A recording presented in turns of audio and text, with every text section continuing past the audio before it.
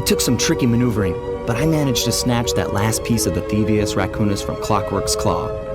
I had taken down each member of the Fiendish Five: Raleigh, Mugshot, Ms. Ruby, the Panda King, and finally Clockwork. I'd beaten them all one by one and reclaimed my birthright. Of course, there was no way I could have gotten here without the help of my pals. I know this hasn't been easy for them, yet they stuck with me through it all. Murray, boy, it took a lot of guts for him to get out in the field with me. I know he was scared, but he's got more heart than anyone I've ever known. And thank goodness for Bentley. Without his expertise, I'd have never found my way off that rooftop in Paris. A guy couldn't ask for a better gang of friends. Who could ever forget the lovely Carmelita? Looks like we're not going to be friends anymore. Now that Clockwork's death ray is out of commission, we're back to playing cops and robbers. I thought for sure she was going to slap the handcuffs on me right then and there. But instead, she was true to her word and gave me that 10-second head start.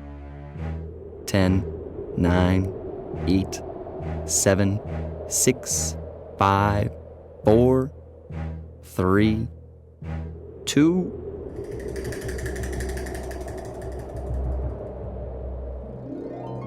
1.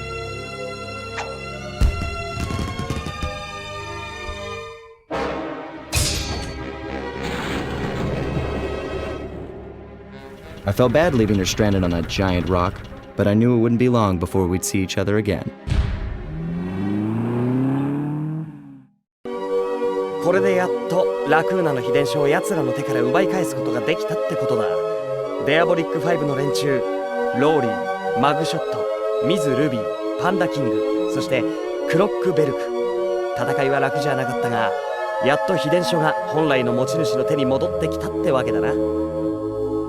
もちろんここまで来れたのは頼れる仲間たちがいたからこそだ。二人とも大変だったろう。本当に感謝してるよ。まあね、初めのうちは無理して強がってたくせに、なんだかいつの間にか結構いい根性を見せるようになっちまったもんな。そしてベントレー、彼の頭脳とナビゲーションがなかったら、多分俺は最初のボスも倒せてなかったろう。信頼できる仲間がいてくれる、ありがたい話さ。もちろんこの可愛い子ちゃんのことも忘れちゃいけねえよな。もっと仲良しになりたかったんだけど、俺たちはまた追われる側と追う側に逆戻りってわけだ。と思ったら、彼女本気であの約束を守ろうとしているらしい。俺に10秒の猶予をくれるみたいだ。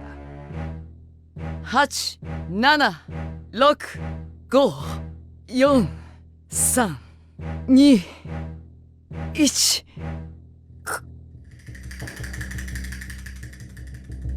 ゼロ。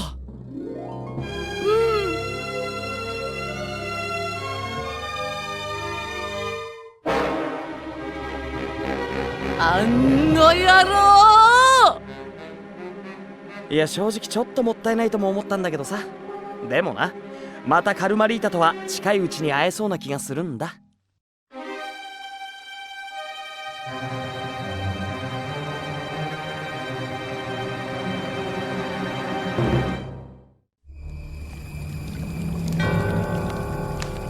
And there we were, at the end of the road. The Claw Gang had been defeated, and the clockwork parts lay scattered around in heaps. Yet, despite the explosion, they remained pristine. It was as if nothing could ever hurt them. Carmelita cursed herself for showing up too late to get a few shots in on Clockla. So she took it out on what was close at hand, the hate chip.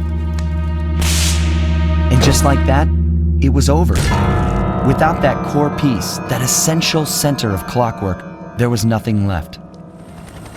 The parts aged before our eyes as if time had finally caught up with the ancient bird. How ironic that Carmelita, a police officer, would be the one to lift the curse from the Cooper family. The menace of clockwork would never again rise to threaten me or my children. True to her nature, she informed us that we were all under arrest.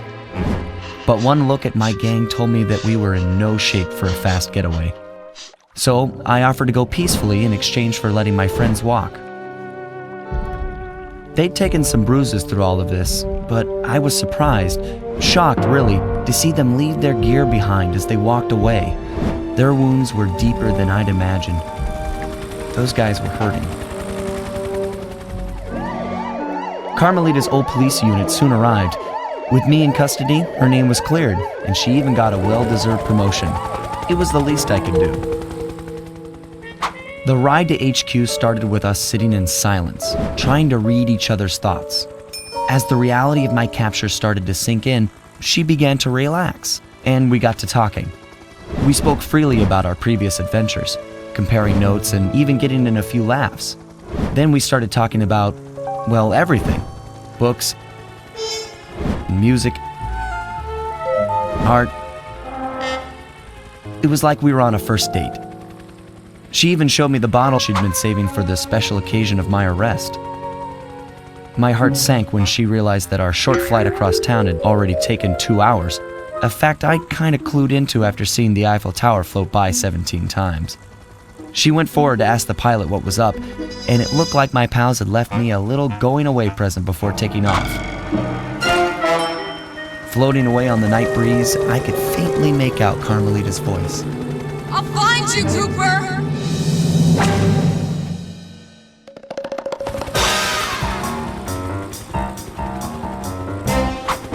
I'll be seeing you soon, Ringtail.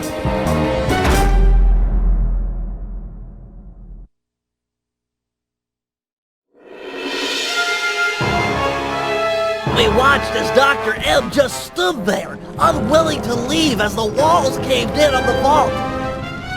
He'd spent his life lusting over the Cooper fortune, and he wasn't going to give it up, no matter what the cost. Our exit was a little rough, but Murray managed to get us out just in time to witness the final fate of the Cooper legacy. It was a bittersweet moment. The end of the road always is. We both looked on, lost in our thoughts, thinking back on all the adventures that had brought us here. The people we'd met and places we'd seen. We'd worked for a long time to get Sly into that great vault, and now its secrets were hidden again, this time for good. I could only hope that he'd found what he was looking for in there. We searched every inch of the island for Sly, retrieving the gang one by one, only to make the surprising discovery that he didn't want to be found. As always, he'd left a calling card, only this time, it was worth millions. The months rolled by, and when Sly still hadn't shown up, Murray headed back east to complete his training with the Guru. Without Sly as our leader, for the first time, we each had to step out on our own. A difficult thing. We'd been together ever since we met at the orphanage. To this day, Murray and I are still close. Recently, he's been trying to break into the pro racing circuit, stock van class. Things are looking good. He's got a unique talent for living through crashes other people would have found fatal. Just always bounces clear. And of course there's Penelope, my new partner in crime. Let me tell ya, I'm in love. She and I have set out on a journey that I never would have dreamed up while running with Sly and Murray, although I hope our paths will cross again soon.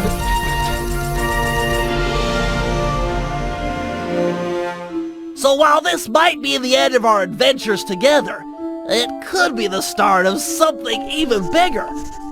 Time will tell. Literally. 'Cause I'm building a time machine to find out.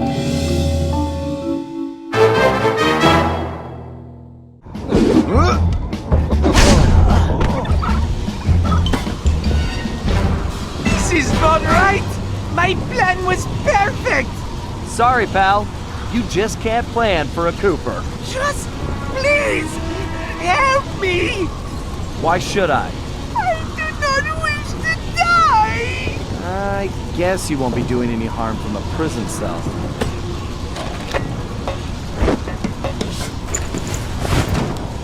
As I said, So predictable. You won't get away with this. I'll find you. Au contraire, Sly Cooper. I do not think we will meet again.